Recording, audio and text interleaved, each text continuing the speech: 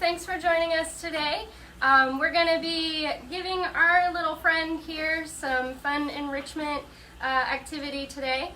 So if you haven't seen me before, my name's Kortney. I am the senior herpetology keeper here at the Virginia Living Museum. And we have with us today our blue-tongue skink. So she is a type of lizard, and so most of the animals that we have showed you on these live feeds have not been great pets. This girl, however, is very common in the pet trade. So we'll be showing you some fun things that she can do, and give her a couple fun little treats here. Do we have a question already? We do. Foster, age 5, just wants to know what her name is. So, funny enough, she is one of our most popular animals, but she doesn't actually have an official name. So if anybody has any really good name recommendations for her, a lot of us just call her Skinky. But if anybody has any good name recommendations, we'll surely take those into consideration, because she does really need a name. She is such a sweet girl, and everybody just loves her. And you can see her sticking out that blue tongue there, and she is just smelling her environment right now, and hopefully getting excited for some fun little treats. So let me show you what we're going to be doing with her today. So we've got this little ball here. It's just a rubber dog toy ball, and we've got it stuffed with some reptile gel, which is her absolute favorite food. So hopefully she's nice and hungry today, and we'll want to chase this around. And what we want her to do is kind of knock it around and knock those pieces loose, so she kind of has to work for it a little bit. Another question? We do have a question. Ryan wants to know, how old is she? DJ Ryan, excuse me. Question. Do we know how old? About 15 years, I think. Okay, so she is about 15, so that's kind of getting up there for blue-tongue skinks. Similar to some other pet species that you might be familiar with, they can live anywhere from 15 to 20 years on average, sometimes longer. So she's no spring chicken anymore, but she's still very active and very healthy. So let's get her started and see if she wants this food. So I'm going to let her smell it first.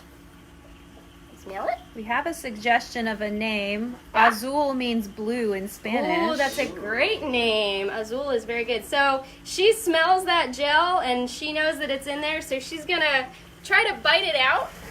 She can't hurt her teeth on that ball because it is rubber. It's nice and soft. So what she needs to do is just sort of knock it around and see if she can knock a couple pieces loose. So she's trying to figure it out. Oh, there's a piece of apple as well, so we'll see if she likes apple. I don't know that she's ever had apple. So for all of our animals here at the museum, we try to offer them different activities that we call enrichment.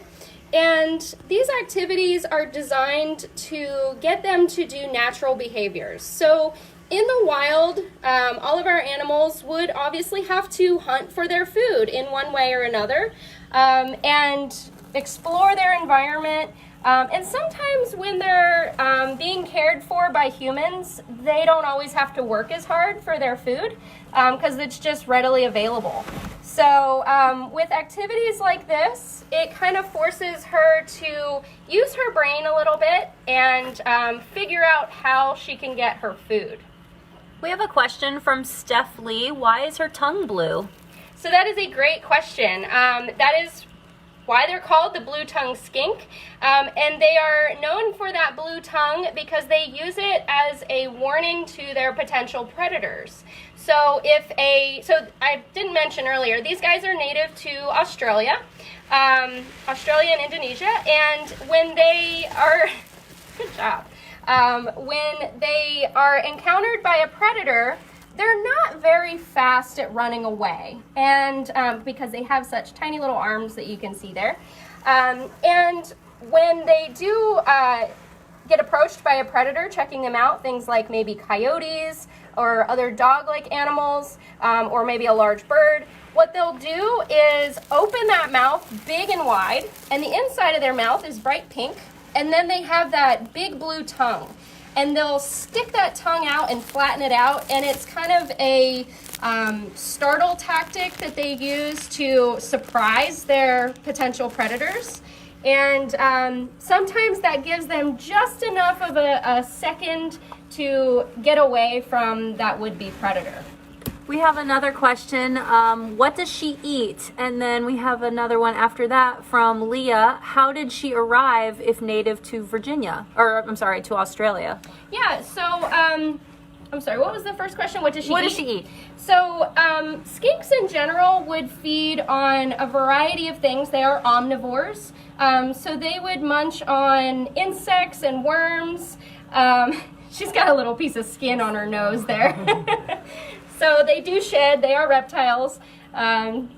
See if you can get that off of there. Oh, maybe. There you go. So they would munch on worms and insects that they find on the ground.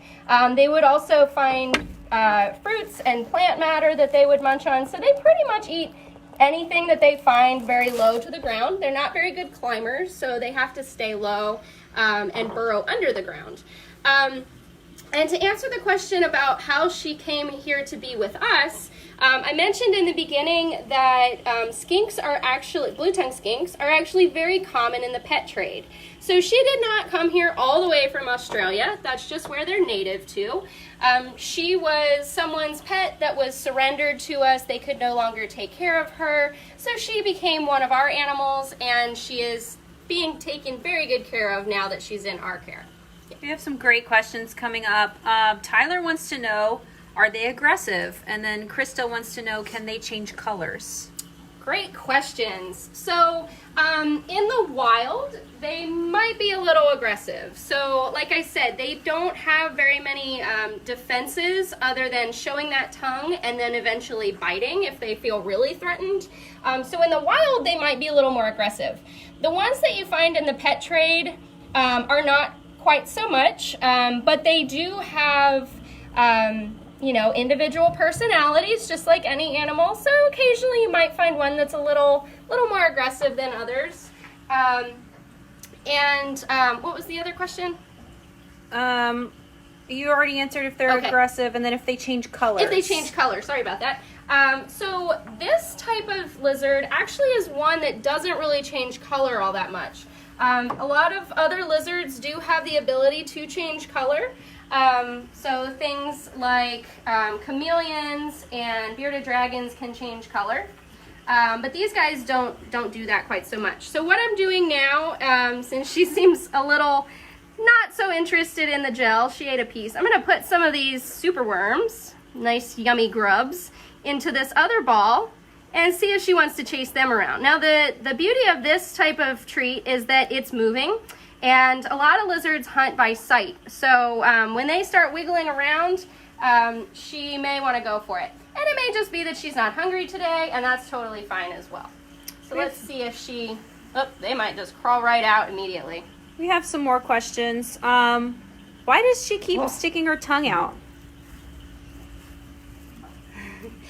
So she sticks her tongue out to smell her environment or sort of taste her environment. So with a lot of lizards, they don't have the best sense of smell through their nose directly. They actually use their tongue to pick up chemical cues in their environment. So scent and taste kind of combined. And it's the same way when snakes stick out their tongue. They are kind of using that tongue to figure out what's going on around them. Les would like to know, do they like to be handled or more of an animal who likes their space? Again, that kind of depends on the individual. Some skinks like to just sort of hang out with you and don't mind being handled. This girl is very used to being handled, and she's one of our ambassador animals, so she's used for outreach all the time, so she kind of loves the spotlight. Others are a little more shy and may not be quite so interested in being handled and around people. Barry is asking that his daughter wants to know what the hole on the side of her head is. Oh, great observation. So that is her ear. So lizards have ear holes just like we do. They just don't have the little flap around the outside like our ears do. So it's just sort of a hole. And you notice, if you can, let me move this ball so you can see it a little closer. You notice that she's got some scales on the front of her ear hole that kind of help kind of shield it a little bit, and that's because these guys are really good diggers, so she can go underground and go through the dirt without getting so much dirt in her ear because she's got those extra little scale flaps to help protect it. Someone was asking, what's their habitat like? So, like I said, they are native to Australia and Indonesia, and there are a couple different types of blue-tongued skinks. Some of them inhabit more dry areas, so more just dry soil. Others like it a little more moist and temperate areas. So it kind of depends on which one you're talking about. This girl pretty much likes it dry, and she has an enclosure with some substrate that she can burrow through. And then a little spot with some a more moist area that she can get some moisture if she really needs to, because these guys, when they shed, if they dry out too much, the shed will kind of get stuck. So we kind of let her decide what type of humidity she wants to be in. So Liam, age 5, wants to know that they noticed the worms. Are worms the only food he eats, or rather she? Is there any other food that she likes? Yeah, so here at the museum, she gets a variety of types of food. Like I mentioned, they are omnivores, so they eat both fruits and veggies and meat. So this girl gets offered a variety of things. She gets her meat in terms of protein. She gets insects like crickets and worms, and those super worms that you just saw. And then that gel that we were offering her is sort of an artificial meat that has all the vitamins and nutrients in it that she needs. And then she also gets a mixture of fruits and veggies, whatever we have available, and she kind of munches on whatever she has available to her. Krista wants to know, can they swim in the water? So they can go in water, but they're not great swimmers. So as you can see, they've got those tiny little arms and legs, and they are pretty solid animals. So they're quite heavy. I've never seen her in deep water. I don't know that I'd really want to test it, but she does like to soak in water. So I think in the wild they would seek out water to kind of get some moisture and get a drink, but not really go swimming. Ephraim, age 8, wants to know if you have other skinks there. Hi, Ephraim. So this is our only skink that we have here. We have other lizards, though. We have some bearded dragons that are also pretty popular outreach animals. Any other questions that we have? No? All right, guys. Well, we will wrap it up here for today. Thank you again for joining us at the Virginia Living Museum. If you want to join us again this afternoon at 2:30, you'll be seeing me again. We'll be feeding our chicken turtles out on exhibit. And be sure to visit us, continue to visit us virtually with all of our natural education here on Facebook, Twitter, Instagram, YouTube, and TikTok. And there's always a complete updated schedule and all of our information about when we'll be opening back up and everything at the VLM.org. And, visit our page as well if you want to symbolically adopt an animal. There's information about that on our website as well. So thank you for joining us, and we will see you again this afternoon.